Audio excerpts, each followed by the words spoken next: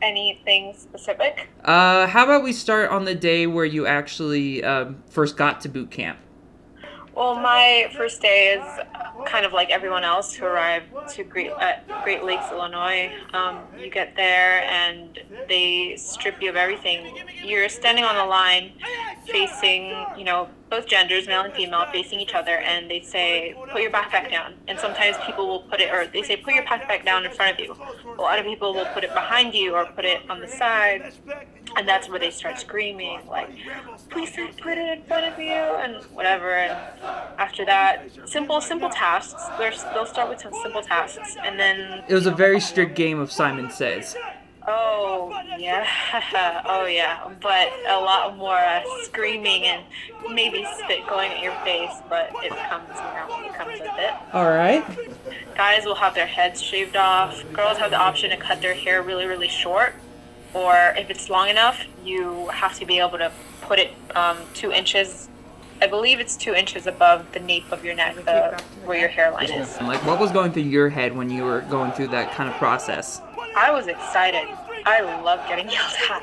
I mean, I was looking forward to just joining the military in general. So a lot of people were nervous and frightened, and I was just like, yes, petty officer, no petty officer, aye, aye. Like, I was so pumped up and ready. So I was pumped. You were just all on board from the get go. Oh yeah, I was so excited. It was great, especially because I wanted to be a corpsman, which is a medic in the Navy. So, and I'd be running with the Marines as well. So it was like I get to, do stitches within 20 seconds, and then, get the next guy in. It was just the little thing. So, what was it that like? What was the first time that something happened that you had to go through that kind of thing? So we're put in groups called divisions, and I knew in my first division, my first group, that something was wrong. I felt a pain in my left thigh, but I ignored it because I was 2 weeks shy of graduating. I was not going to go to medical to get, to get it checked out or whatever. Like, I was going to push it out and finish, and then, later on down the line, eventually I could get it checked out. But I didn't want to set myself back. You wanted to just focus on the task at hand. Of course. And I did my PFA, which is a physical fitness assessment. I passed everything, even with the pain in my leg. But when you're running on the track, you have the thing that counts your laps. They have a metal detector that counts your laps for you as you're running. Mm-hmm. The metal detector miscounted my last lap, and I got set back 6 weeks of training. I got set back to a division that was within the same ship as my old one. So I got to see my division graduate, leave, and I was so depressed. I was so upset because I was so close, and it was just a malfunction in a chip. So a couple weeks went by, my motivation increased, and I was doing really good. I was participating, and I started to limp because I wasn't going to go back to medical. I wasn't going to be set back any longer. I was going to graduate, and I pushed through. I ran out of painkillers one day. They wouldn't refill me. They said I had to get checked up. I had to get reevaluated again. And they said that I needed to get a bone scan from a hospital off base.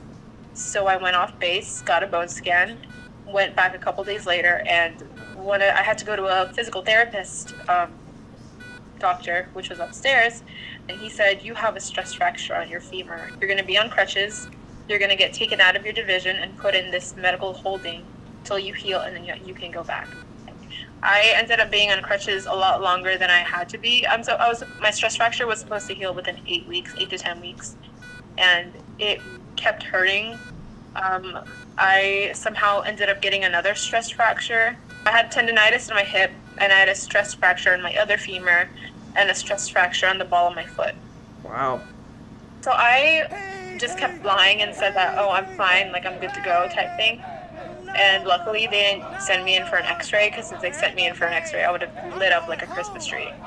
But I just said I was fine. They sent me back into another division, so my third division.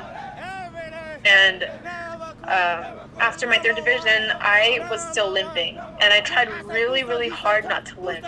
But one of the RDCs from a different division saw me limping and said, "You need to go to medical. Like, that's really bad." and I can't say no. Like, I don't want to go to medical. I can't. So they said, there you go. I see your stress fractures are back. You gotta go home. So they sent me home, and I was in separations from February to March, and I went home March 31st, 30 or 31st, 30. And that was the last time you went to boot camp? That was the last day of my time in Recruit Training Command in Great Lakes, Illinois. I would not take that experience. I would never, I don't regret joining, and I feel like it was, if I could go back and do it again, I probably would. As crazy and as harsh as those 6 months were, I would go back. If I could rewind time, I would go back and just experience, because there were good times in there too, with just my friends, and before we split up and went through like the four corners of the world. Definitely. Four corners of the world.